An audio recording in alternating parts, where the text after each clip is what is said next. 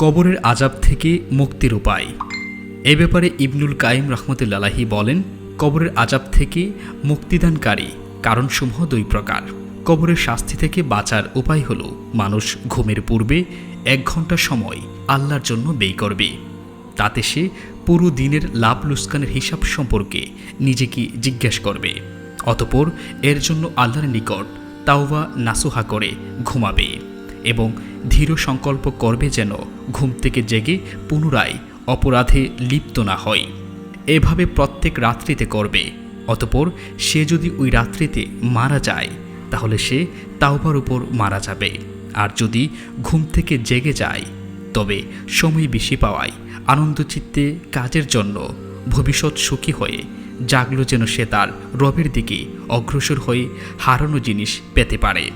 বিশেষ করে ঘুম না আসা পর্যন্ত সে যদি রাসূল সাল্লাল্লাহু আলাইহি ওয়াসাল্লামের সুন্নতের উপর আমল করে এবং জিকির আজকার করে আর এ কাজের তৌফিক আল্লাহ তাকে দিয়ে থাকেন, তিনি যার মঙ্গল চান নিশ্চয়ই তিনি সর্বশক্তিমান।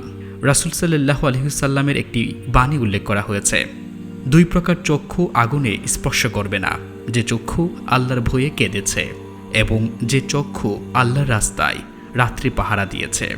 কবরের আযাব থেকে মুক্তির আরও উপায় হল, রাসূল সাল্লাল্লাহু আলাইহি ওয়াসাল্লাম বলেন, যাকে তার পেটের কোনো রোগ হত্যা করে তাকে কখনো কবরের আযাব দেওয়া হবে না।